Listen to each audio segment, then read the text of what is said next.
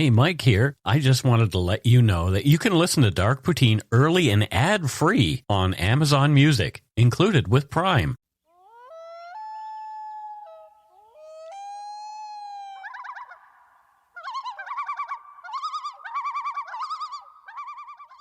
Hello, and welcome to Dark Poutine.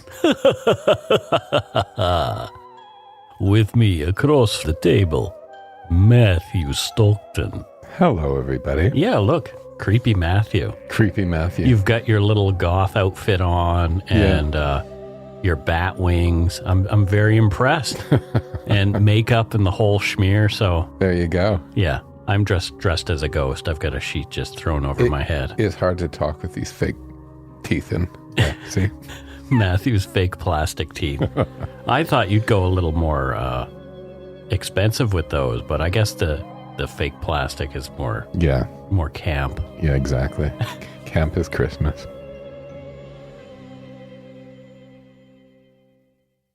The views, information, and opinions expressed during the Dark Poutine podcast are solely those of the producer and do not necessarily represent those of Curious Cast, its affiliate, Global News, nor their parent company, Chorus Entertainment. Dark Poutine is not for the faint of heart or squeamish. Our content is often intense and some listeners may find it disturbing. We're not experts on the topics we present, nor are we journalists. We are ordinary Canadian schmucks chatting about crime and the dark side of history. Let's get to it. Put on your toque. Grab yourself a double-double and a Nanaimo bar. It's time to scarf down some Dark Poutine Halloween style. We are such stuff as poutine is made of.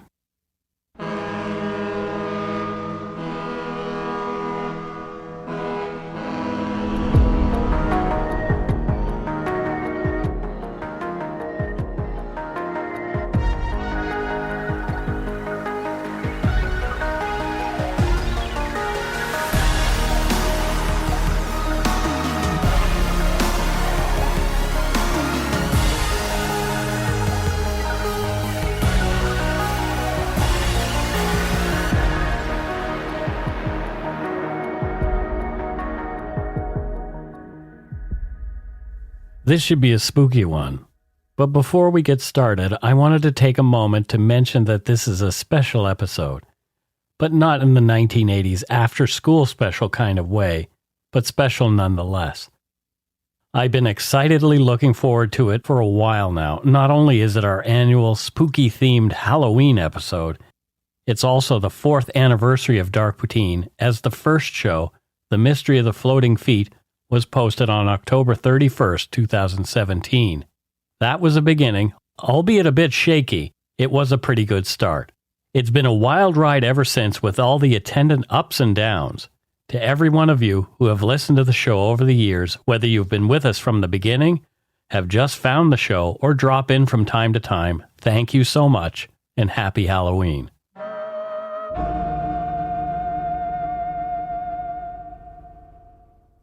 We have chatted about the roots of Halloween in some of our previous special episodes about the celebration. Just a refresher, this is the time of year during which Celtic pagans held the fire festival of Samhain.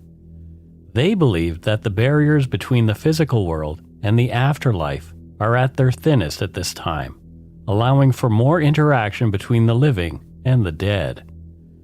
If you're willing to look, you'll see that human culture and all other endeavors are shot through with one predominant and frightening idea, that one day, everything, including you and me, dear listeners, must come to an end. One day, we will die. You are listening to Dark Poutine episode 192, Halloween 2021, Death, the Afterlife, and Things in Between.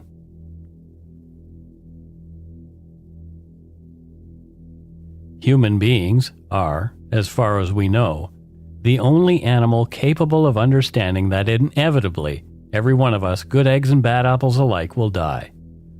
We will all, hopefully a long time from now, pass away, be sleeping with the fishes, or if you like, have met our maker. There are so many ways to say someone or something is dead. Some of the most creative I can recall come from Monty Python's parrot sketch. Mr. Praline, played by John Cleese, explains to a contrarian shop owner that the parrot he'd recently bought is dead. The shop owner says that the Norwegian blue, not an actual type of parrot, not dead in its cage, but simply pining for the fjords. Mr. Praline screams, "He's not pining, he's passed on. This parrot is no more. He's ceased to be. He's expired and gone to meet his maker. He's a stiff, bereft of life. He rests in peace. If you hadn't nailed him to the perch, he'd be pushing up the daisies. His metabolic processes are now history. He's off the twig. He's kicked the bucket. He's shuffled off this mortal coil. Run down the curtain and join the bleeding choir invisible. This is an ex-parrot."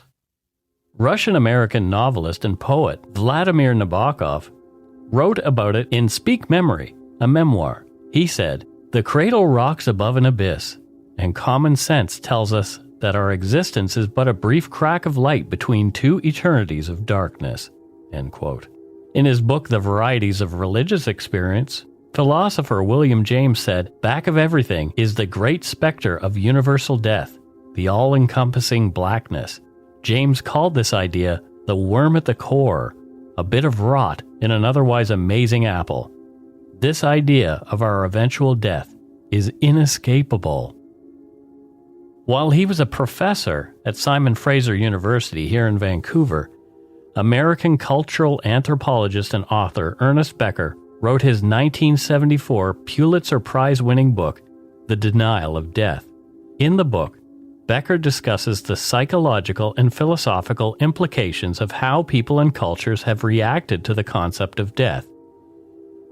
He also posits that human civilization is ultimately an elaborate, symbolic defense mechanism against the knowledge of our mortality, which in turn acts as the emotional and intellectual response to our basic survival mechanism.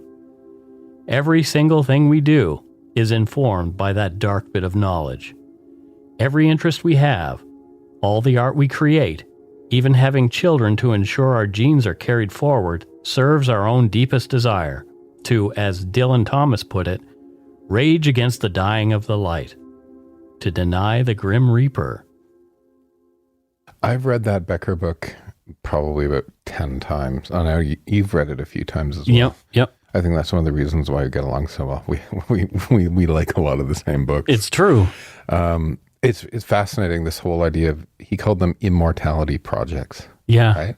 And his point was that it's not the death of the body that people fear, but the death of meaning, right? Because we all become sort of, as these quirky animals with brains, we've become symbols, right? Versus just animals that are living. What I find really fascinating, though, is he died just after the book was written, and he won a Pulitzer Prize posthumously for the book. Right. So with his book, The Denial of Death, he denied death. Exactly. That's fantastic. Yeah, it is kind of cool. Yeah. And I also like that there's the Canadian, actually Vancouver connection with him. That, yeah, he died here. Yeah, and he was writing that particular book thanks to experiences he was having at Burnaby General Hospital. Yeah. Very cool. Yeah.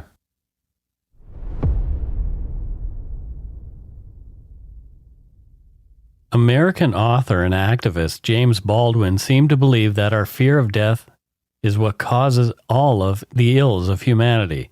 In The Fire Next Time, Baldwin wrote, "Perhaps the whole root of our trouble, the human trouble, is that we will sacrifice all the beauty of our lives, will imprison ourselves in totems, taboos, crosses, blood sacrifices, steeples, mosques, races, armies, flags, nations, in order to deny the fact of death."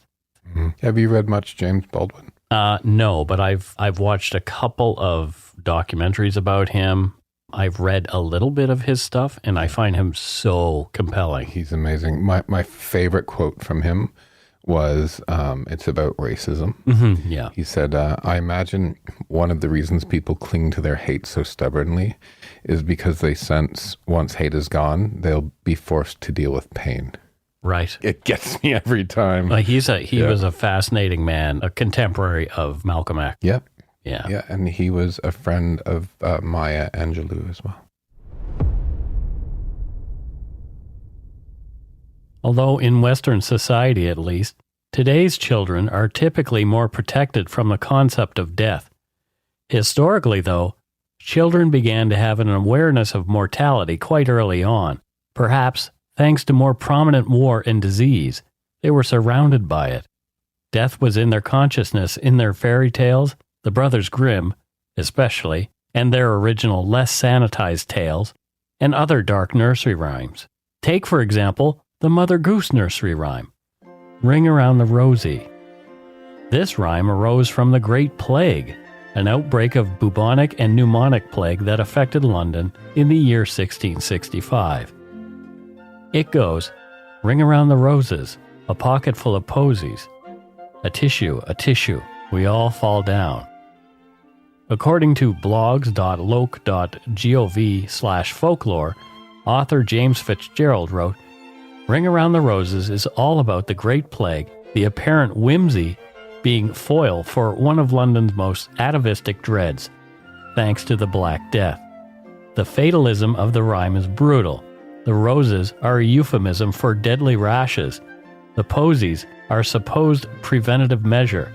The tissues pertain to sneezing symptoms, and the implication of everyone falling down is, well, death. End quote.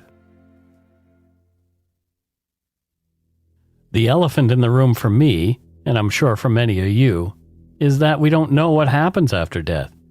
As a child, the thought of death terrified me. It still does. I became both obsessed and terrified with death and things related to it. I devoured stories about ancient Egypt during the day, and then at night I was terrorized by slow-moving mummies lumbering toward me, powerless to escape their relentless pursuit. My fear of death has informed my interest in the afterlife, the occult, horror, and of course, true crime. We all have questions about death and dying, chief of which to many is, does dying hurt? Elizabeth Kubler-Ross, author of what has been called the definitive book on the subject, on death and dying, said, no, death doesn't hurt. She wrote, death is not painful. It is the most beautiful experience you will have, end quote. Well, that's a nice sentiment, but I suspect in some cases it does hurt a lot, or at least the process leading up to it does. Another question is, do you know that you're dying when it's happening? According to medicine.net, quote, a conscious dying person can know if they are on the verge of dying. Some feel immense pain for hours before dying, while others die in seconds. This awareness of approaching death is most pronounced in people with terminal conditions such as cancer. A person who is approaching death in the next few minutes or seconds will gasp for breath out of air hunger and have noisy secretions while breathing. It's hard to tell what a dying person experiences when they die because that secret goes with them. Even doctors accept the fact that it is difficult to predict when the person is entering the last days or weeks of their life. But what about the people who are survivors of a near-death situation and have experienced what it feels like when they are about to die? A survey was carried out to find out the same. Researchers asked 140 survivors of cardiac arrest, cessation of heartbeat and breathing, from the United States, the United Kingdom, and Austria about their near-death experiences. Here's what they found. In total, 39% of survivors reported feeling some kind of awareness while being resuscitated. They felt a peaceful feeling with a sensation that time had slowed down or sped up. A total of 13% said they felt that they were getting separated from their bodies. Only 2% said that they were fully aware of what was going on during the resuscitation procedure. I've had my own experiences with death. Most of us have. All of us have had a friend or relative die. Some of us have been to the viewing of a body or open casket funeral. Both traditionally are geared toward giving closure to loved ones after the passing of a family member. I went with my mom to view my nanny's body at Sweeney's Funeral Home in Bridgewater just after her passing in the summer of 2000. It was clear to me that what I was looking at had been my grandmother at one time, but what made her Vera Hall was obviously no longer there. I'm glad I went, but I can't say it's for everyone. Although it helped me to realize Nanny was gone, it also reminded me of that eternal question. What happens to us after we die?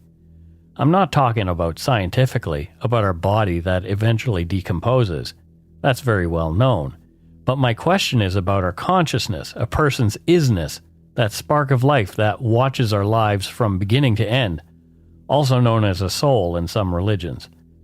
Does that thing that makes us ourselves go somewhere? If it does, where is that? How does it get there? Is there some kind of life after death? These are questions still unanswered that have been asked as long as humanity has been aware of its own mortality. Some say that when we're dead, we're dead. There's nothing else. We're just gone. But not everyone can accept that, and it doesn't feel right to me somehow. I'm not alone there. To better wrap our heads around death and what happens directly afterward, many cultures have developed personifications of death, or psychopomps. Psychopomps, from the Greek word meaning the guide of souls, are creatures, spirits, angels, or deities in many religions whose responsibility is to escort newly deceased souls from the earth to the afterlife. Here in the West, the specter of death takes the form of a robed, hooded skeleton carrying a scythe, the Grim Reaper, here to harvest our souls and bring us to the world beyond this one. The Reaper finds its roots in Greek mythology. There he was called Thanatos. From Britannica.com. Thanatos was the son of Nyx, the goddess of night, and the brother of Hypnos, the god of sleep. He appeared to humans to carry them off to the underworld when the time allotted to them by the fates had expired. Thanatos was once defeated by the warrior Heracles, who wrestled him to save the life of Alcestis, the wife of Admetus, and he was tricked by Sisyphus, the king of Corinth, who wanted a second chance at life. There are many other representations of death in different ideologies. As part of their creation mythology, Japanese tradition has Izanami. Wikipedia simplifies the story of Izanami, also known as Yomotsu Okami, goddess of the dead. Quote, the Kojiki relates that the Japanese goddess Izanami was burnt to death giving birth to the fire god Hinokagutsuchi. She then entered a realm of perpetual night called Yomi no Kuni. Her husband, Izanagi, pursued her there, but discovered his wife was no longer as beautiful as before. After an argument, she promised she would take 1,000 lives every day, becoming a goddess of death. There are also death gods called Shinigami, which are closer to the Western tradition of the Grim Reaper, while commonly in modern Japanese arts and fiction, were essentially absent in traditional mythology. In Celtic tradition, the Irish have the Banshee. From CelticWeddingRings.com, quote, a banshee is said to be a fairy in Irish legend, and her scream is believed to be an omen of death. The scream is also called cawin, which means keening, and is a warning that there will be an imminent death in the family, and as the Irish families blended over time, it is said that each family has its own banshee. A banshee is a disembodied spirit that can appear in any of the following forms: a beautiful young woman wearing a shroud, a pale woman in a white dress with long red hair, a woman with long silver dress and silver hair, a headless woman carrying a bowl of blood and is naked from the waist up, an old woman with frightening red eyes, a green dress and long white hair, or an old woman with a veil covering her face, dressed all in black with long gray hair. Well, they seem to have covered all their bases there. There are other fascinating and terrifying examples of psychopomps sent to guide the recently deceased through our transition to the afterlife once we've kicked the bucket. Mut was the personification and messenger of death in the Native American Cahuilla people of Southern California and northern Mexico, and was usually depicted as an owl or as the unseen hooting of owls. The deity Yama in both Buddhism and Hinduism is described as having 4 arms, protruding fangs, and complexion of storm clouds with a wrathful expression, surrounded by a garland of flames, dressed in red, yellow, or blue garments, riding a water buffalo and holding a sword, noose, and a mace to capture dead souls.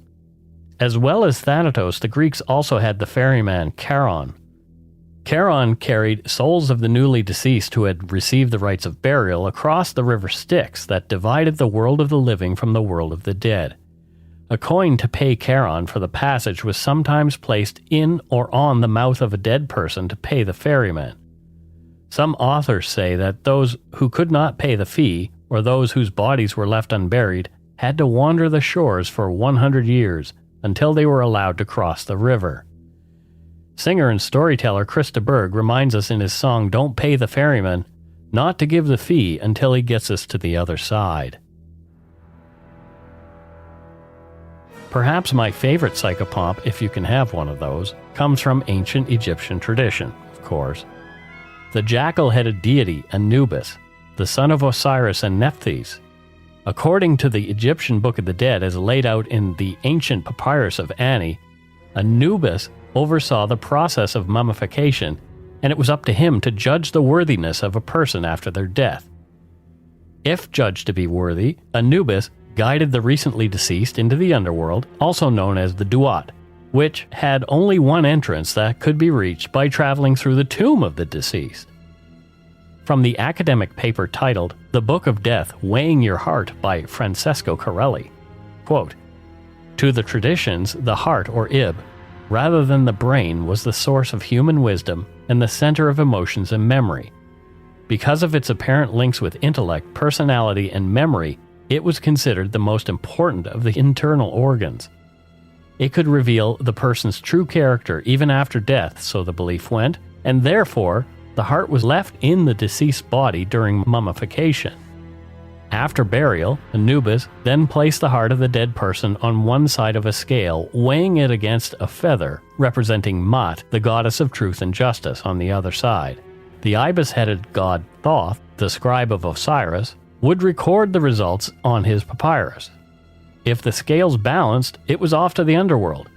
If the heart weighed more than the feather of Ma'at, Anubis tossed it to the monster Amit, who was waiting nearby. Amit, or the devourer of the dead, waited patiently near the scales at every weighing. He was depicted as a fearsome creature representing people-eating creatures from the region, with the forequarters of a lion, the hindquarters of a hippopotamus, and the head of a crocodile. I remember when I first learned of this story. It was in a Golden Key Twilight Zone comic book of all places. I think I was mildly traumatized by it. And we'll take a break right here. I think I need one.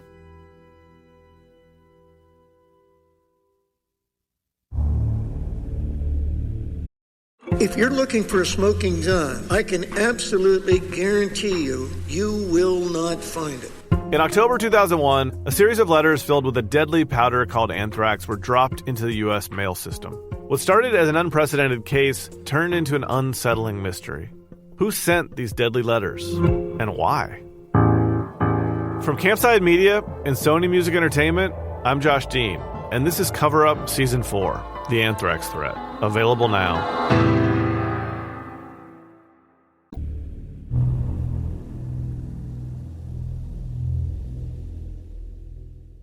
And we're back. Any comments so far on this death-filled episode, Matthew? It's a big subject. It's huge. What I realized, and I've mentioned it here in the script, is that I could have done an entire podcast endlessly about this particular topic because I have such an interest in it. Yeah. I mean, when I was younger, I had a fear of death, but I've trained my mind out of it. Yeah. I think Alan Watts, do you know who Alan Watts is? I absolutely know. So I've read a lot of him. And, and he said, think about going to sleep and never waking up. He says, children, think about it. He said, now think about waking up, having never gone to sleep. And that's when you were born. Right. So the experience is the same. So there's nothing to fear because you don't remember anything. Yeah. You know, what I've learned is I'm Matthew, right? Yep. I'm sort of the I, the me, this sort of individual, but at the same time, I'm eternal. Before you're born, you're there, just in different form. Yeah. So I just think of it as a continual process. I'm sort of the universe experiencing itself. Yep. And if you can live sort of straddling that way of thinking, death isn't so scary. Through my research, it seems as though there are as many concepts of afterlife as there have been people to ponder what it might be like. Some believe we simply just come back, reincarnated into the next available body at the moment of conception. Wiccans, for example, believe the recently departed go to a place called the Summerland. Here souls rest, recuperate from life, and reflect on the experiences they had during their lives, After a period of rest, the souls are reincarnated and the memory of their previous lives is erased. Some believe strongly that how you've lived determines where you wind up. There's the glory of heaven for good eggs or eternal torment of hell for the bad apples. I'd rather not step on anyone's spiritual toes, so we'll leave that where it lies. According to encyclopedia.com, in some cases, quote, the world of the dead is situated on Earth, but at a lesser or greater distance away from the dwellings of the living. The Trobriand Islanders, New Guinea, situate the village of the dead in the direct neighborhood of their own villages. The Celtic Ternanog is an island in the far west of the other side of the immense ocean. According to the Tasmanians in Australia, the dead travel to an island nearby where they continue their existence. In parts of the Northern Territory, Australia, the island of the dead is situated far off in the direction of the morning star. According to the Iwe, Togo, the country of the dead lies a long way off from that of the living on the far side of a river, and the journey to arrive there is difficult and dangerous. End quote. Some cultures believe there's another, more abstract and unseen dimension that our souls travel to after the lights go out. In Norse mythology, the place is called Valhalla, meaning Hall of the Slain. It is a majestic, enormous hall located in Asgard, ruled over by the god Odin. Chosen by Odin, half of those who die in combat travel to Valhalla upon death, led by Valkyries, while the other half go to the goddess Freya's field Folkvanger.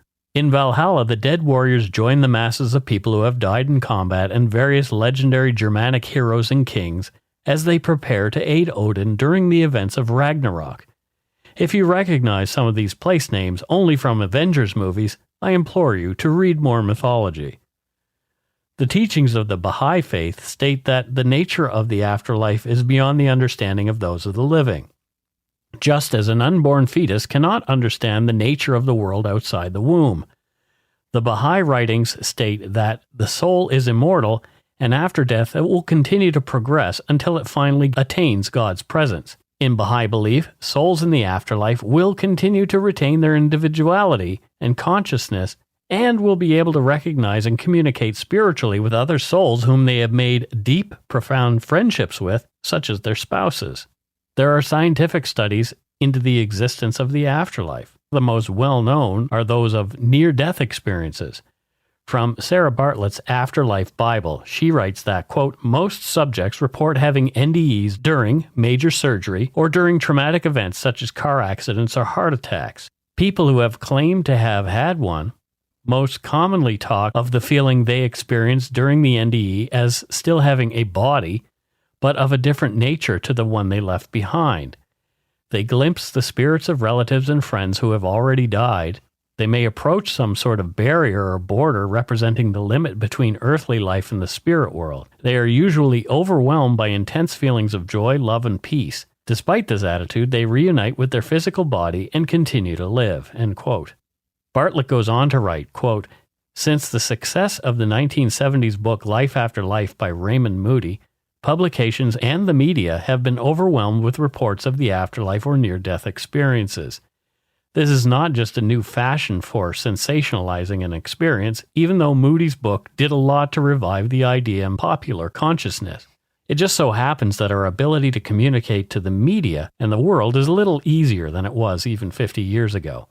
There have been reports as far back as the 4th century BCE when Plato recounted the story of the myth of a soldier who died on the battlefield and came back to life to recount his experiences.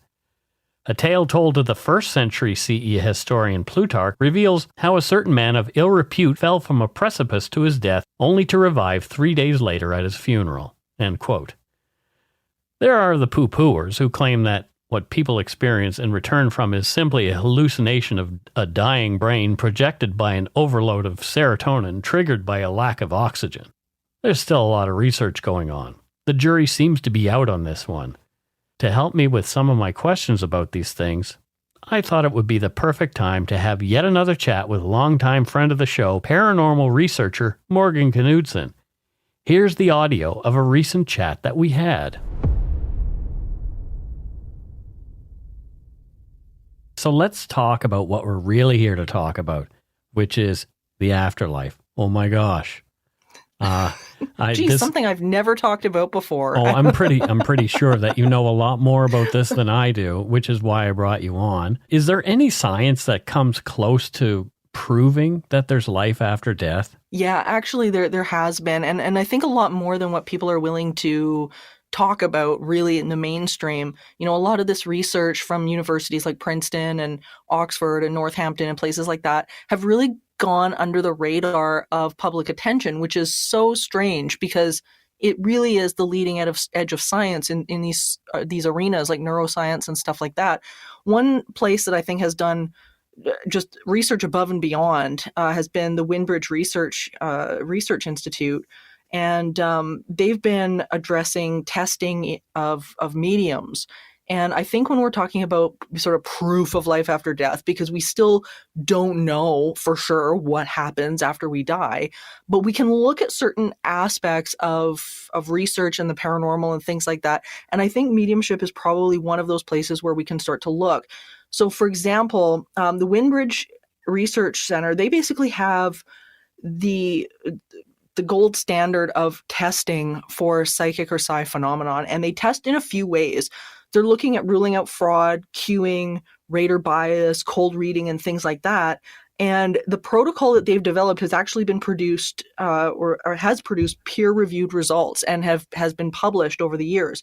So they've been looking at something called anomalous information reception, which is it's short for AIR, and it can be determined in a number of ways, but they're looking for information that can't be determined through obvious means. So they've come out with some incredible studies. Another great example is the American Statistical Association. The president there, Jessica Utz, she determined that psi and psychic functioning actually meets the criteria as well as established and basically compared it to tests for things like different medications that we would know, like Advil and things like that, and realized that the scrutiny under which psi goes under and the testing that it goes under is way and over and above things that we take for granted, like basic medication, which we assume works. Mm-hmm. So that's really interesting. The American Psychological Association, a fellow by the name of Dr. Etzel Cardenia from Lund University, he confirmed as well that there is cumulative support for psi. So I think the debate on whether or not it's scientifically proven is moot at this point. It's just a matter of figuring out what exactly it is. Well, that sort of leads me to my next question. Are these things, these entities, ghosts, are they really the souls of departed people, or is there something else that's happening here? And that's such a great question. And I think that's what the field in and of itself is really looking at right now. And the answers that they're coming to are very widespread. So in this research, we look at something called somatic versus survival psi. So survival psi is that people like mediums or channelers are getting the information from a departed soul, somebody who no longer has a physical body, and that's survival psi. In somatic psi, it's a little bit different. They use information that is already in the environment to pull information from the environment itself. So things like precognition, psychokinesis, all sorts of things that fall into that category. Telepathy, for instance, they're looking at as maybe this is something that they're actually getting from or pulling from the environment, and we're projecting it in some way. So there's a couple of different angles, I think, to the question and the research that they're looking at right now. If there is something out there, are we able to communicate with it in a meaningful way? Yeah, I mean, that's such a prominent question, and I think a question that we've asked for centuries. And, there's been some progress in that arena as well, from places like the Institute of Noetic Science, places like, as a Princeton University, who's been doing a lot of studies. Yale has just opened a program as well, and a number of others. And, what they're finding is that people who seem to be able to receive or communicate with non-physical in some way are able to let go. Oftentimes they practice meditation. They're able to get into a relaxed state. They're typically, personality-wise, they're a little bit more open. They pursue and they go into the world with open heart, open mind. They tend to be a bit more extroverted. So there's even characteristics within different people that seem to attract or promote this ability and phenomenon. But there was recently a book that was just recently published called The Science of Channeling. And they really began to look at what is it? Can this be done? And, by the end of their studies and by the end of, the conclusions that they've drawn, the answer is, yeah, they're pulling information, and we have the ability to pull information from someone or something that is not physically present. But what about the amateur, somebody who wants to give it a try themselves? Is there specific steps or a method that you can recommend for people who want to at least try? I know we have like Ouija boards and maybe tarot and things like that. Yeah. But are there other things that are a little more scientific in their approach? It's funny because even when you get into the experiments that have been done over the years, whether it be through, trying to create some sort of mechanism that talks to the dead or, whatever method that they have cooked up to use, it always comes back, even in the labs, to things like meditation and the ability to let your emotions raise to a more joyful state, a peaceful state. And that's when people typically experience things coming through and messages and all sorts of stuff like that. But it's really about getting into that allowing state. And it sounds so simple because, everybody's saying, well, what do you mean, like meditation? And all of a sudden I'm going to be talking to dead people and that's crazy. But the reality is how many people actually make time in their day to make their mind peaceful? Not very many. And, we live in a society where everything is prized on busyness and craziness and coming up with this next idea. But the reality is probably one of the methods in engaging in non-physical is to be still. That makes sense to me. And then perhaps adding something else, like asking via a spirit board or something like that after you're in the right space. Yeah, absolutely. And, it's funny because people think about Ouija boards and stuff like that, and they think, oh, it's an evil process and I've had horrible results. And we got to start to look at the energy that you're bringing to the table, like exactly like what you just said.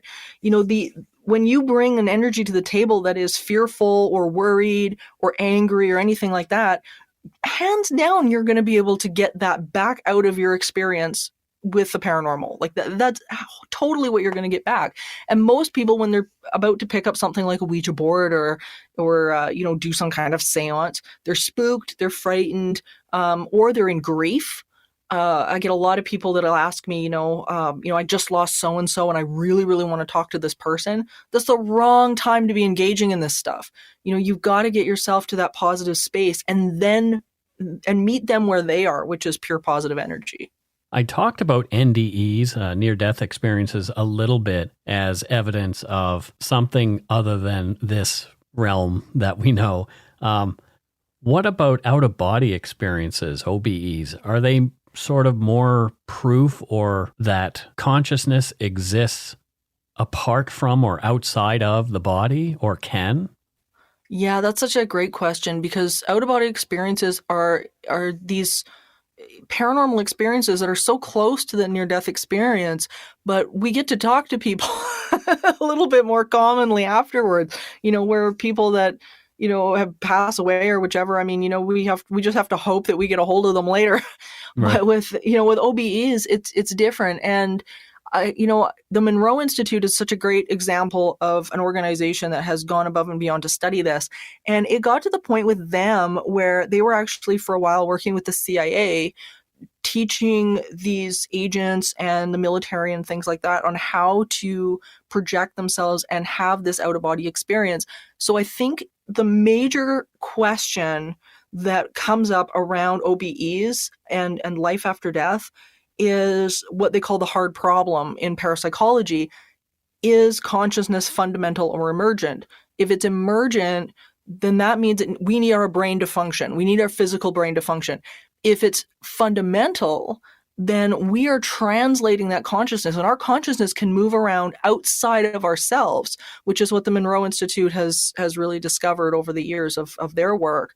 So, I mean, I think OBEs are really crucial to understanding some of this stuff and can be done in a controlled setting, which I think is even more important. There are a lot of books and even YouTube videos about how to have an OBE. It's really fascinating. And I feel like some of our listeners might have even had experiences like this, because I've talked to many people who feel like they've had an OBE at some time in their lifetime. Yeah, definitely. And what's so cool about this is that when you really get into deep meditation, which is oftentimes how these out-of-body experiences start, then you can start to experience the feeling of the beginnings of what people report of being out-of-body experience.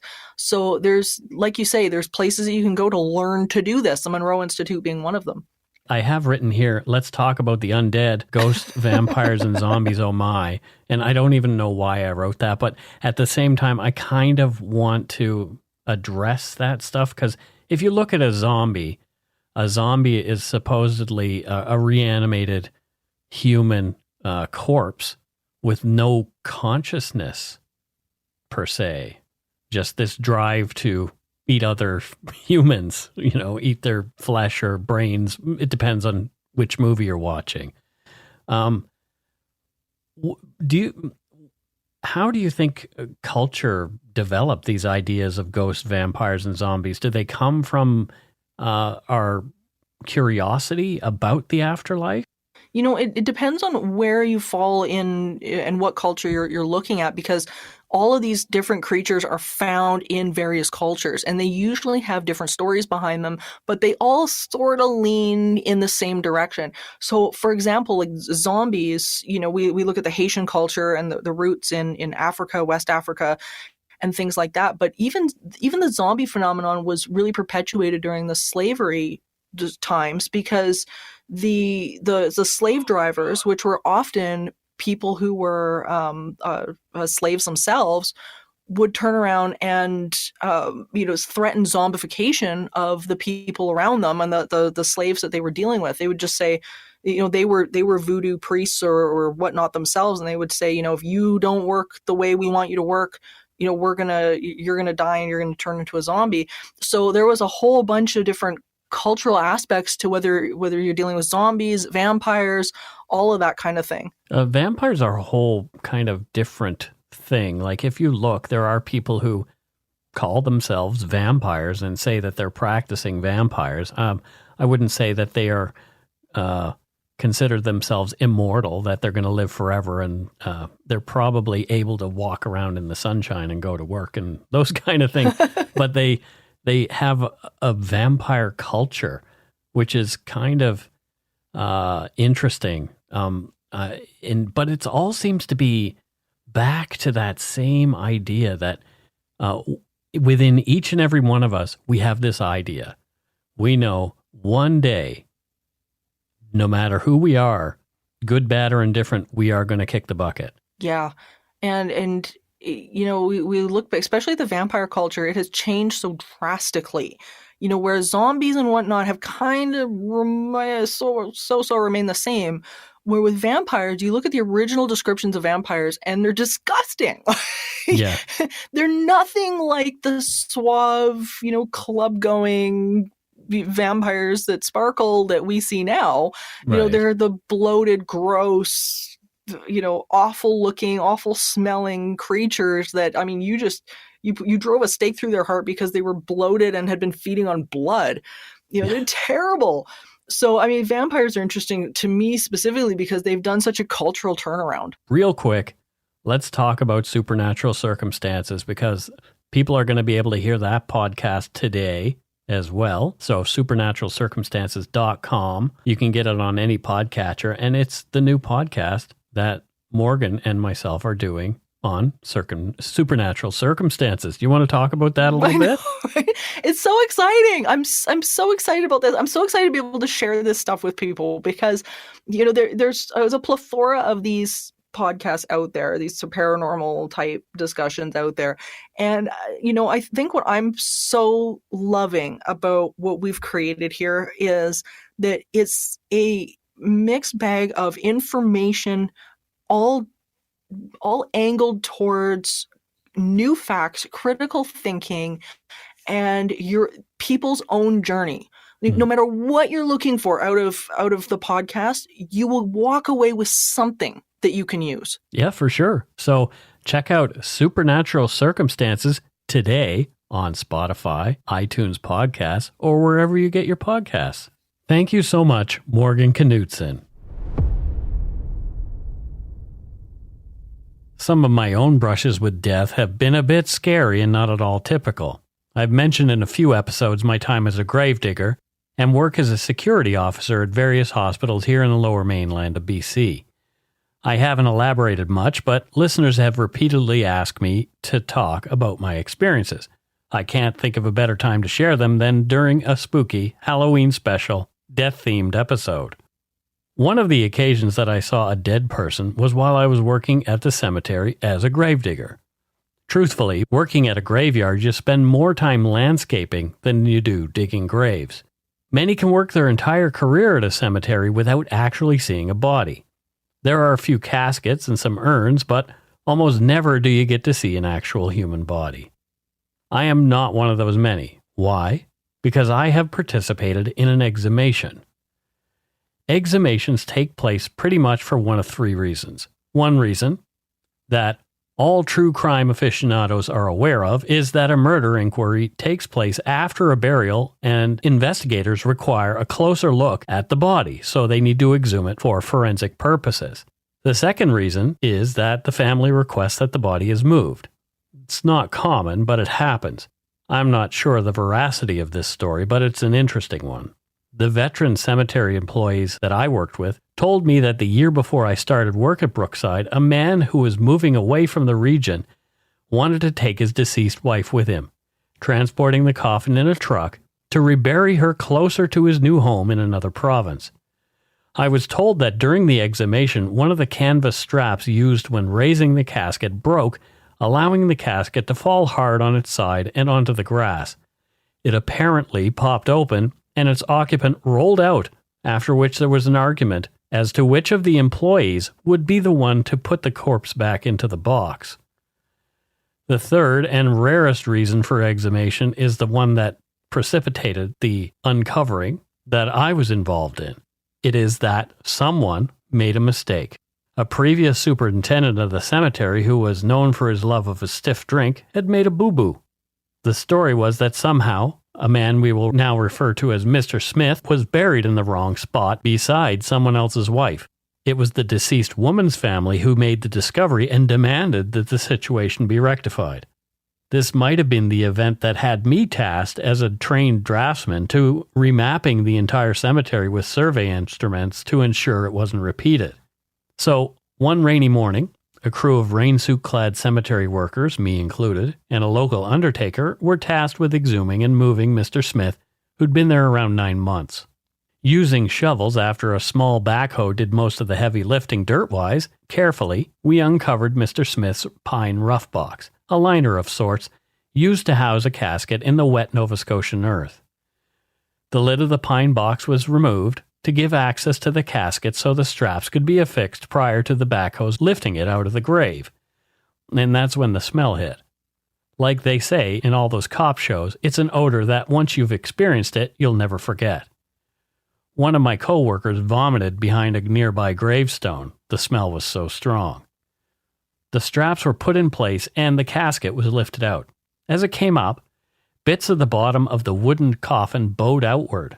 Thankfully, the liner of the coffin prevented a disaster that would have included Mr. Smith falling back into the hole. However, in what was a darkly comedic moment, I was taken by the sight of the shape of Mr. Smith's bum protruding through the bottom of the damaged box. The casket was gingerly lowered onto the grass, and to check that there had been no damage to Mr. Smith, the funeral director present opened the casket lid for a peek inside. The smell got stronger, but the sight was not that bad. There in the casket, dressed in his Sunday best, was the well-preserved body of old Mr. Smith, in eternal repose. Modern embalming had done its job. The only defect evident were spots of what looked like cotton balls on his face. I was told by the funeral director that it was a type of post-mortem mold that commonly forms on a body as it decomposes. Mr. Smith was moved and carefully reburied, in the right spot. I'd actually pretty much forgotten about another particular experience of seeing a corpse. It was not a good experience, and I must have put it away somewhere safe. I didn't recall it until, while taking a break from researching this episode, I was watching a movie that involved a suicide, and it all came flooding back to me. In March of 1993, I was training to become a contract orderly, tasked to sit with palliative patients at Halifax hospitals. One day, while in class, I was pulled out to answer the phone. It was my live-in girlfriend, and she was very upset. She was so distraught that pretty much all she could say was, "He's dead, and you have to come home." I tried to ask what was going on, but she was too upset to tell me. I was in Dartmouth at the time, so I had to transit back to the apartment on South Park Street near St. Mary's University, where I was a student at the time. It took around 50 minutes. When I walked into our third-floor apartment, it was in darkness.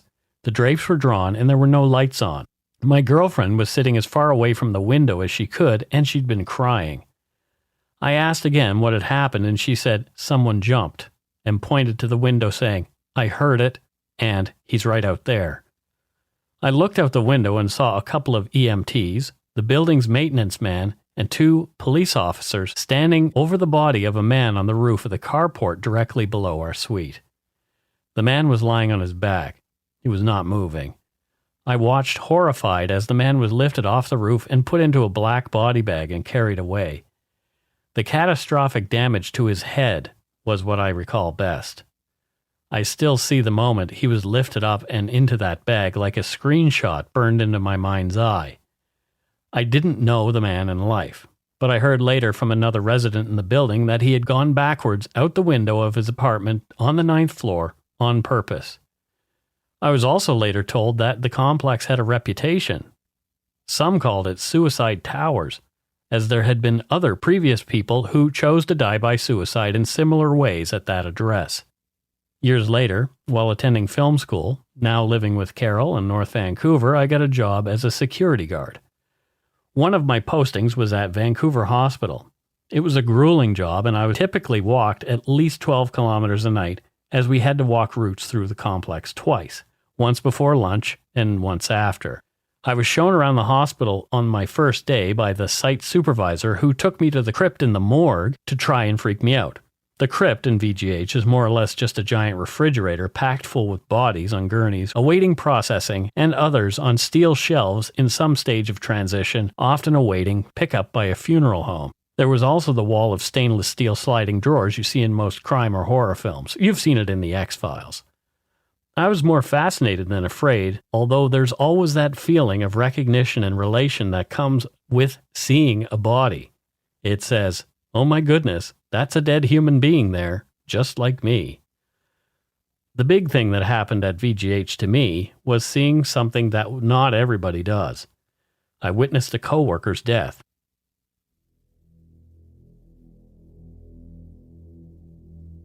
One night, at the beginning of my shift, I was introduced to a man I'll call Jim Johnson. Jim was a guy about my height with a round red face and curly strawberry blonde hair. The site supervisor on duty that night took Jim with him to train him on the routes that we walked, just as I'd been shown months earlier. In the wee hours of the morning, a fire alarm sounded on the 6th floor of what was then called the Centennial Pavilion.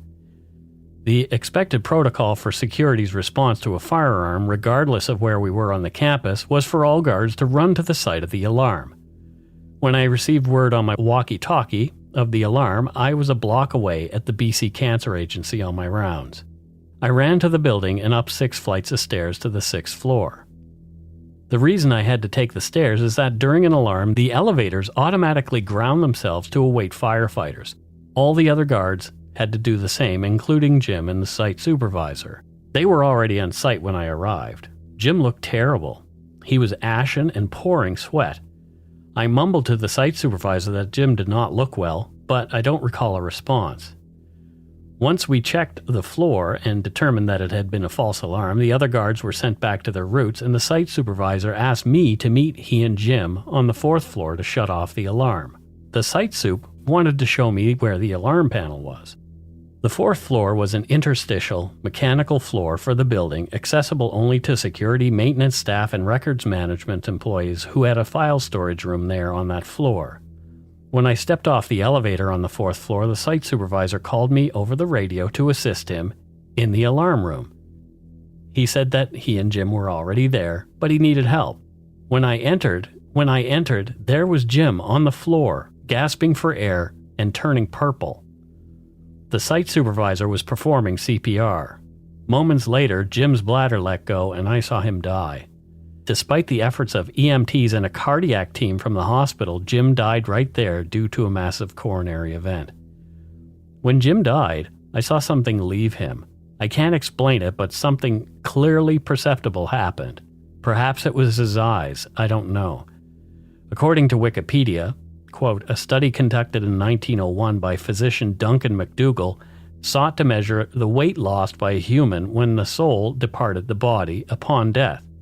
McDougall weighed dying patients in an attempt to prove that the soul was material, tangible, and thus measurable.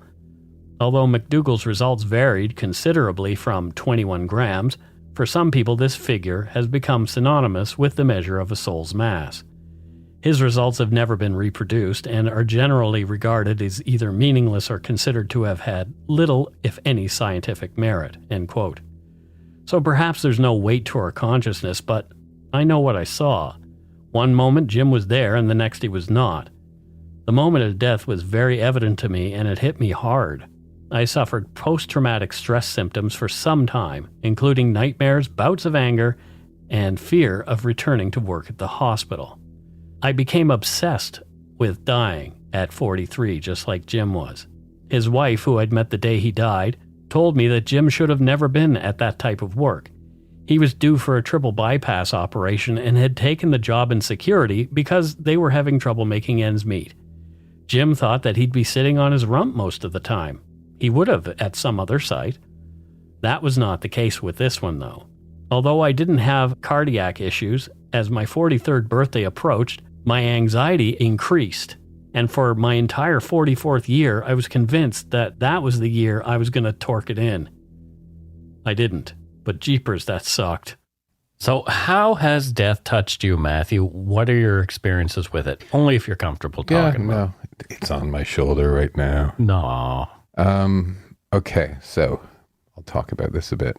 When I was 16 years old, I had 10 grandparents. Wow. So, because step-grandparents. All of my grandparents and all of my great-grandparents. Oh, wow. So from the age of 16 until eventually they're gone, I experienced all of their funerals. So that's 10 people. I think, my father actually died just a few months before I met Justin, my husband. He died quite young. He was about 56 years old. And I can remember when I visited my father's grave a few years back, being from a small town, I sort of recognized a few names. So I walked through the graveyard and counted. Yeah. And in that one graveyard counted 40 people that I could remember. Wow. That I knew. Like sometimes, some of them were like my great-grandparents' friends when I was a kid. But just in that one graveyard at the time, it was 40 people that I'd known. And, so that was quite fascinating because when you're from a small town, and everyone's in the same, well, there's a few graveyards. There's like the Protestant one, the Catholic one, and the Dutch Reform one, right? Right, yeah.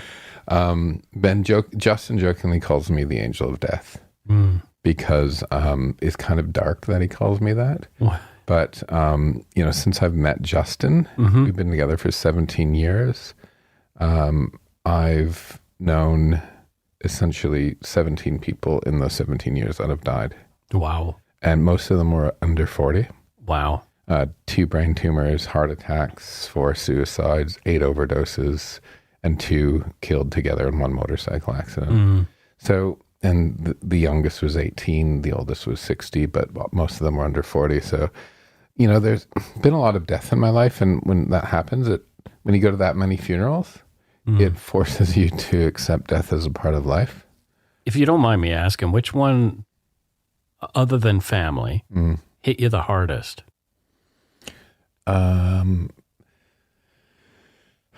Keith and Anna. I'd introduced them, and they were in a motorcycle accident and died, and they're buried on the first anniversary of their wedding. Oh, wow. And I also had a friend's son who was named after me who committed suicide at 18, which was hard. And a lot of overdoses. My friend Corey here, did you ever meet Corey? I don't think so. When I first moved to Vancouver, he and I started hanging out. He's my first friend in Vancouver. I've only been here for 6 years. Yeah. And he died of an overdose Oh, wow. a couple of years after I met him. So they're all hard in a way, right? I think the hardest one for me, that wasn't family and wasn't the man who died in front of me, was my friend Mike. And Mike and I, through high school, he was a few years older than me, so he was the guy who, I was like little Mike and he was big Mike. Yeah.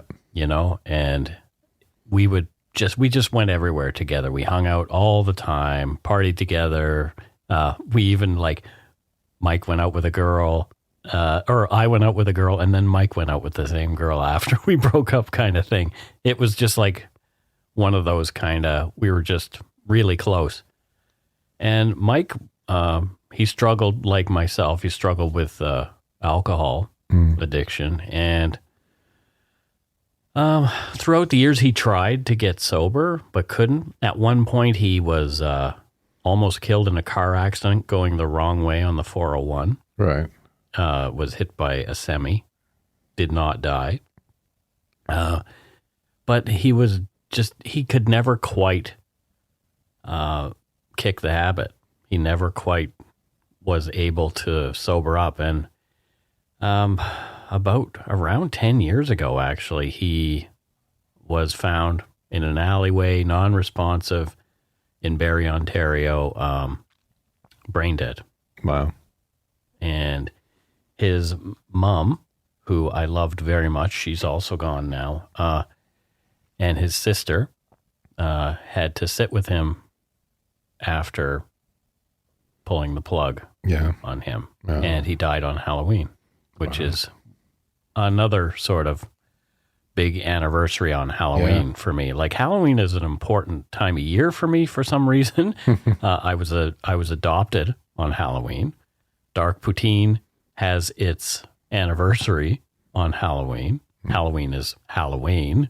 Yeah. All Hallows Eve, and also is the time of year that I remember my friend Mike. Yeah. So it was very hard going back. And his mom had his ashes put into a little pool table shaped urn. There was it was like a really specific. Did you go back for the funeral? We had a thing for him the next summer in Nova Scotia.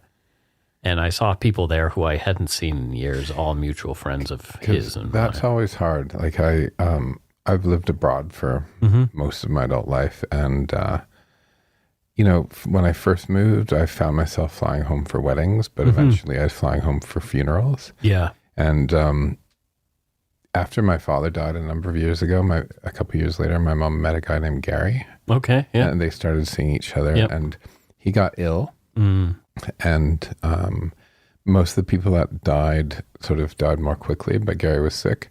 Yeah. So I had a chance to get home. And we went to the hospital to visit him. And it was the first time I knew I was saying goodbye to somebody who was about to go. And as I left the hospital room, I was a little bit freaked out and I was crying a bit.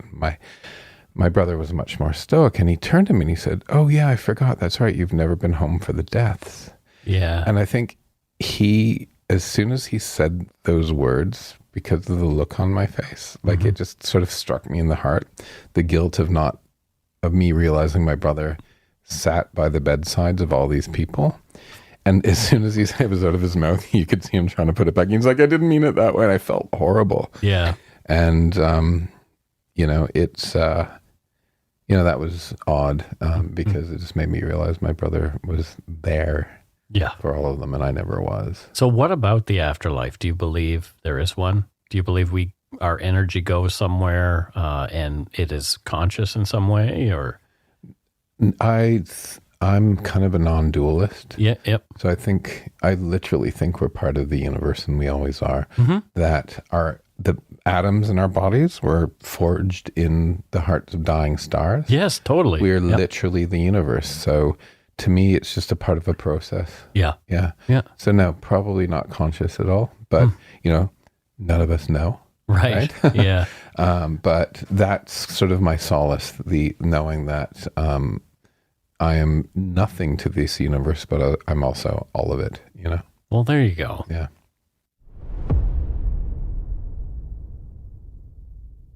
So to wrap things up, memento mori, folks.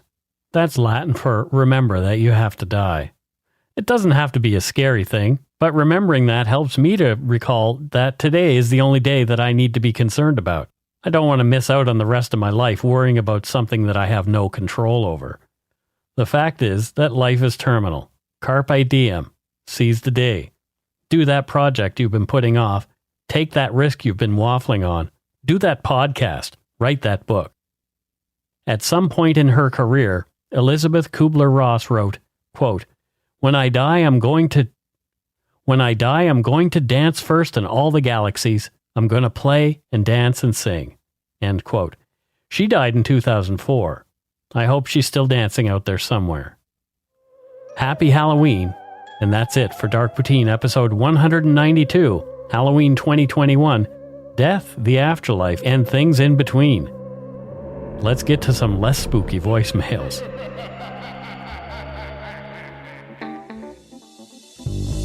That's right. It's time for voicemails. You can leave us a message at 1-877-327-5786 or 1-877-DARK-PTN. We'd love to hear from you. Let's see who called us this week. Let's listen to our first voicemail. It looks like it comes to us from somebody in Cape Breton. Hi there, my name is Melanie, and I'm calling from Cape Breton, originally from Port Colborne, Ontario, of all places. Just calling today in regards to today's episode. In 2008, I was 18 years old, and then the Greyhound bus incident happened. And that's where I began my journey of mental illness. So I was constantly afraid of strangers, and I was always the type to smile and talk to everyone. And then after that, I felt very scared to do so. And throughout the years, it got to the point where I almost didn't even want to leave my house. So then I decided, okay, I can't live like this. So I decided to go to nursing school and focus on mental health. And during the mental health class, that whole topic came out, and it turns out that every single student in that class shared the same thoughts on it, that after that point, their lives had changed and they no longer had the same trust in people. So, I mean, it's a big part of our culture now. Everyone knows it, and I don't necessarily think that it's a bad thing that people are aware that there could be someone suffering in public. And yeah, it's a big, difficult situation, and I mean, there's a lot that goes on with it, and my opinion or anyone else's opinion doesn't really matter on this subject, but it's really kind of become an eye-opener for a lot of people, and anyone out there who is still struggling and who does still feel fear, just make sure that you reach out and get some help, because not everyone is like, there's not every situation that you're going to be in that you're going to find that someone is out there to hurt you. Most times this is very, very rare circumstance.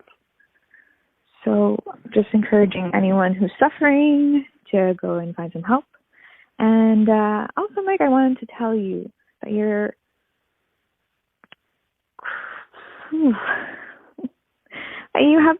I can't believe you're suggesting to drive from BC all the way to the East Coast again. That drive through Ontario is super, super painful. It just felt like it was never going to end. So if you do decide to do it, good luck. If there's anyone out there who's doing it right now, good luck, and make sure to get a lot of rest. Okay, my mandatory closing, have a bowel movement in your hatch, sirs. Good day. A bowel movement in our hats. Yeah, I thought she was going to go like, I can't believe you're suggesting like, and I'm thinking, oh no, what did I say? It's like driving across the country. You're insane. But yeah, I seriously thought I was about to catch shit from somebody. But no, yeah, I really do want to do it again. And she is right. Ontario seems endless. Really? Oh my gosh. Well, if you look at it on the map and look at the Trans-Canada Highway on the map. You have to go up and over the lakes. Oh, I know. Yeah. Ontario is about a third of the drive. Yeah, and then you get into like the traffic in Ontario. Yeah. Well, yeah, that's unavoidable. Through Quebec is kind of bad, but I did most of Quebec and the eastern provinces at night, so it was super easy. Yeah. Yeah. But anyway, that's very cool. And it's cool that somebody in the nursing profession, mental health, gave us a call, because isn't it interesting that a lot of people with mental health issues are attracted to psychiatric professions in some way? Yeah. I find that over and over again. People who have psychological struggles tend toward, let's get some education here. It's really kind of sense. Yeah, it does to me too. I mean, that's why I wanted to get into psychology. Because I'm a psycho. Wow. You should have like a doctorate in something by now. Right? I should have I guess maybe a doctorate in sobriety. 29 years. It does count for something. I'm a professional sober person. Right. Oh, yeah, like that sober coach thing. That's a kind of a weird thing. I don't know how I feel about that, but anyway. My friend who's a sober coach. Yeah. Yeah, it's interesting, isn't it? Yeah. Anyway, let's move on to our next voicemail. And this one appears as though it might be coming from who knows where, probably Ontario. Hey guys, my name's Anita and I live in Niagara Falls, Ontario. I've been listening to the podcast for a lot of years. Took a short mental health break during the pandemic, just couldn't handle true crime for a bit. And so now I'm back at it and kind of trying to get caught up. And I wanted to call because of episode, I think, 120, when you were talking about the daredevils that go over Niagara Falls. Growing up in Niagara Falls, I obviously worked in tourism for a lot of years as a teenager and in my 20s. And I just wanted to bring to light, after having listened to your podcast, I couldn't help but remember what it was like. I worked for the Niagara Parks Commission, which maintains the property down by the falls, and I got to know a lot of the Niagara Parks police and the ones who were involved with the rescue and body retrieval of some of these daredevils or suicides that go over. In particular, I remember Steve Trotter, who I believe you mentioned in your podcast. He chose one of his stunts for Father's Day weekend as a gift to his father, and didn't really give a second thought to the fact that these men and women who needed to come down and rescue him were giving up their Father's Day weekend and a chance to be with their kids to go and save him.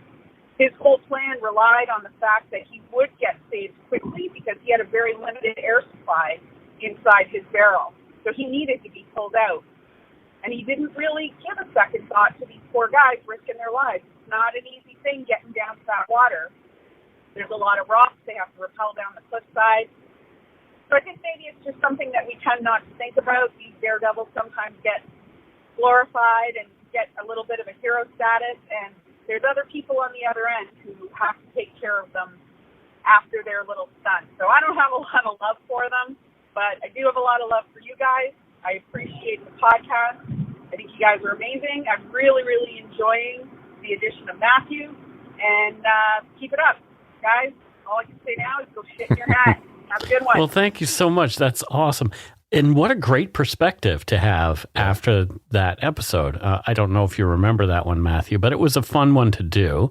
And some of the writing came from Pierre Burton's book and all that kind of stuff. My Canadian icon. I bow to Pierre Burton. Well, I don't know if I really do that. But anyway, thank you so much. Yeah, there are other people. When you're pulling off your stunt, they're on the North Shore Mountains or something like that, and you fall down, there are people who have to risk their lives to come get you. It's kind of ridiculous. Right? I could hear her windscreen wipers going. Yeah, I know. It sounded like she was under the falls in her car. It did. It sounded like she was either driving under Niagara Falls or there was a big rainstorm there in Ontario and she was driving on the 401 bored and thought, I'm going to call Mike and Matthew. I vote that she was right under the falls. Yeah.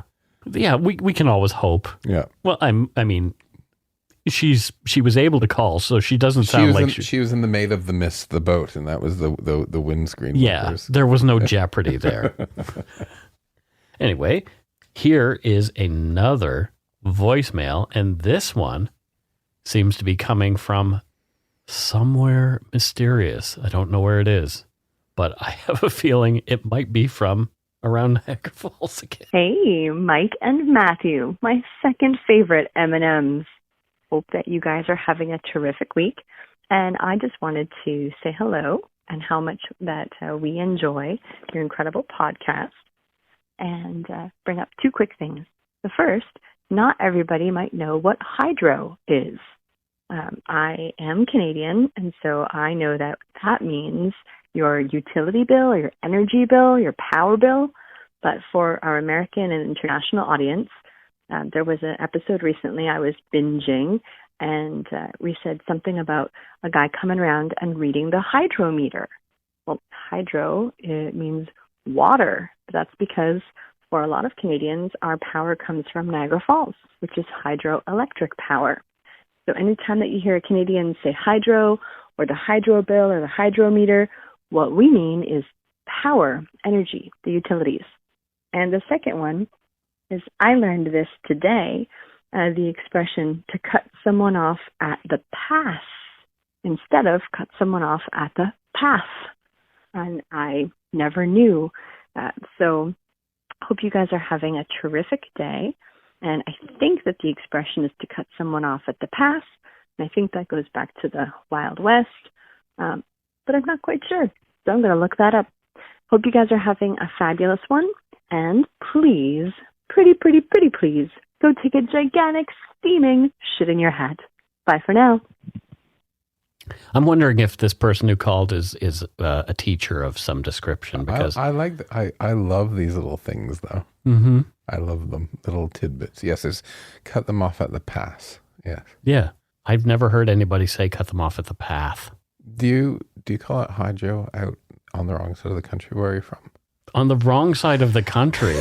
No, we call it the electricity bill there. Do you? Yeah. Okay. Because I was weirded out when I first heard I got to pay the hydro bill. And I'm like, why are you paying for water? I don't understand. But it's the water that generates the energy that you're paying for. Yeah. So it's called hydro over here as well. Isn't it? Mm-hmm. Yeah. BC Hydro is who somebody in your house probably pays a bill. $50 a month. Is that it? Yeah. Well, that's not too bad. I mean, you know. We're pretty good with energy saving. Well, that's good. And the heat is sort of water heat. Do you have Steve like on a little treadmill running? Can you imagine? To generate power? Yeah, no. I would be not having any power if that was the case. They say bulldogs are lazy man dogs. Yeah. Well, Steve is definitely a good egg, though. He is. You spent some time on the couch with him this weekend? All day yesterday. Oh, poor little guy. He must have missed you. He did. When you were away in Quebec. And that house, was that where you were staying? Yeah. In Quebec? What a nice place. It's a manoir. It's lovely. And the owner, she's really nice. So I always like to stay there. So like a bed and breakfast kind of thing? Kind of, but they have like... A la Francais. They actually have like a really nice restaurant. Oh, nice. That's open one. Oh, like Faulty Towers. Yeah, in a way, but not faulty. Not faulty, no basil. Yeah, no, it's a great little place. Oh, well, there you go. It's a jewel. It's a jewel, I tell you. A jewel. Well, that sounds like a good time. And that's it for voicemails. Again, you can leave us one at 1-877-327-5786 or 1-877-DARK-PTN. PTN. We'd love to hear from you regardless of what you have to say. Even if you're going to correct something. That's cool. Go ahead. We may not play it. It depends on my mood. and how much my ego can take that you day. Can be a moody bastard. Well, yeah. Well, let's move on to Patreon. And our donut money donors. We don't have any new patrons this week, which is fine. No, it's not. No, it's not. I always panic when I look and I see that we have no new patrons. I just like crap my pants and think, am I going to be able to pay the bills next month? I'll bring you some boiled eggs. Bring me some boiled eggs and visit me beside the dumpster. Anyway, but we do have one donut money donor, and his name is Gordon Bird. Hello, Gordon Bird. And Gordon says, hello, I was listening to this episode while on a bus. So he's talking about the bus beheading episode. So glad to do that to you. He said he was leaving Winnipeg, heading north towards northern Manitoba. It wasn't a Greyhound bus, but a smaller bus company. It was a great listen. P.S. I was that guy pooping in the planter. Just kidding. Well, thank you so much, Gordon. Thanks, Gordon. Yeah. If we can get like one donut money donor a week, we're probably pretty good. That's amazing. I love that. Can you imagine you getting on a bus and you put your favorite podcast on and it's about that? It's about someone being beheaded on a bus. Oh, gosh. That's like watching airplane crash movies on the airplane. I don't think they play them. No, they don't, but I think it'd be cool. I want to do an airline that just does that. Yeah. Or, yeah.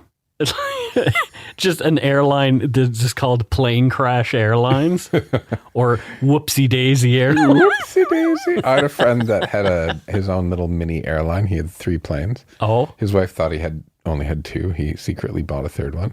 Oh. And when he used to take people places, he had a theme song. He'd push the button when he was taking off. That old band Yaz, the British one. The only way is up. Oh, baby. Oh, gosh. People are like, oh, my God. That sounds like fun. I need fun. I need some fun in my life, Matthew. I'm your fun. Apparently. Thank you to all our patrons and donut money donors past and present for your generosity. It helps to keep the show going. You can become a patron of Dark Poutine at patreon.com/darkpoutine. I don't know. Have I said that? Have I not said that? Let's say it again. It's fine. Yeah, we'll do it. For a one-time donation, you can send us donut money via PayPal using our email address, darkpoutinepodcast@gmail.com. If you don't already subscribe to the show, it would mean a lot to us if you did. You can easily find Dark Poutine on Apple Podcasts, Spotify, or wherever you listen to your favorite podcasts. My book, Murder, Madness, and Mayhem, is available for pre-order via a link on the Dark Poutine website. And speaking of our website, please check out darkpoutine.com for show notes and other cool stuff. Please take the time to give Dark Poutine a like or a follow on Facebook and Instagram. Most importantly, thank you for listening and tell your friends about us. Word of mouth is a powerful thing. I have a promo this week, and it is for my new show. Ooh, let me listen. It's called Supernatural Circumstances, and it's with myself and Morgan Knudsen. Morgan Knudsen. You can find us at supernaturalcircumstances.com, or you can learn more about that show. Or you can subscribe to that show on Spotify, iTunes, etc., the usual places. So please check out supernaturalcircumstances.com, and here's the promo.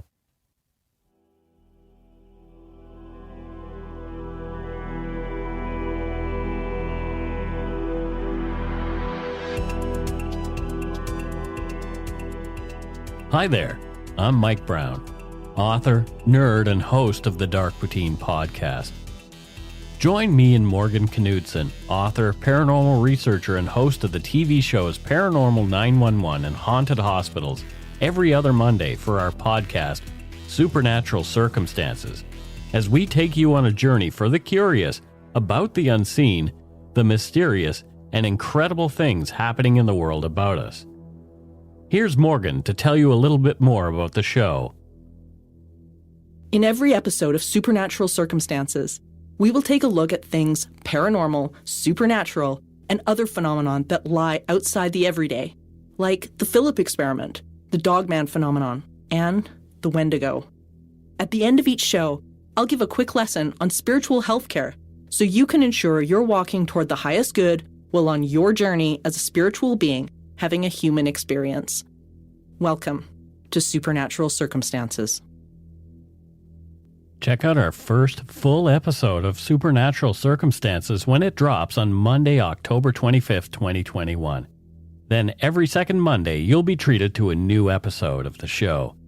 You can follow Supernatural Circumstances on social media and subscribe to the show wherever you listen to podcasts. Supernatural Circumstances is a co-production of Entity Seeker Paranormal Research and Teachings and Good Egg Studios. This podcast is part of the Curious Cast Podcast Network. Theme music by Corey Johnson of Catalyst Records in Edmonton, Alberta. You can find out more about Morgan Knudsen at entityseeker.ca and more about me and listen to Dark Poutine at darkpoutine.com. Feel free to email the show at supernaturalcircumstances@gmail.com. Good night for now.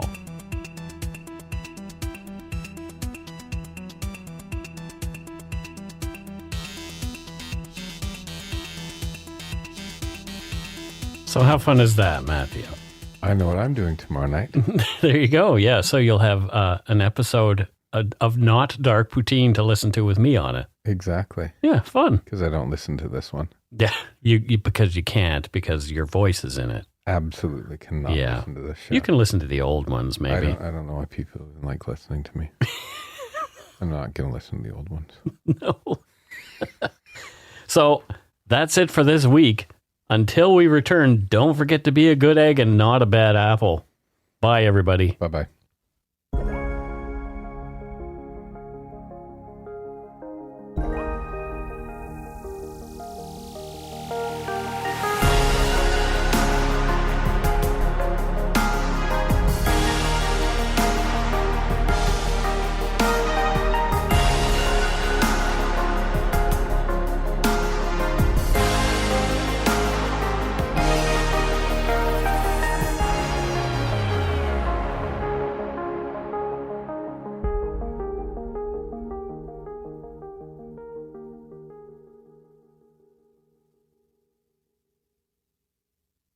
I said to my parents, don't trust her. I wouldn't listen. Every family has a secret. Joy Delaney, mother of 4, has gone missing. From the author of Big Little Lies comes a chilling new mystery to W. You were an emotional chaos sinkhole, Amy, and I'm sick of it! Starring Annette Bening. Nobody can break your heart like your own children. And Sam Neill. She will come back. Here we go. Strap in. Apples Never Fall. All new Thursdays, only on W. Stream on Stack TV.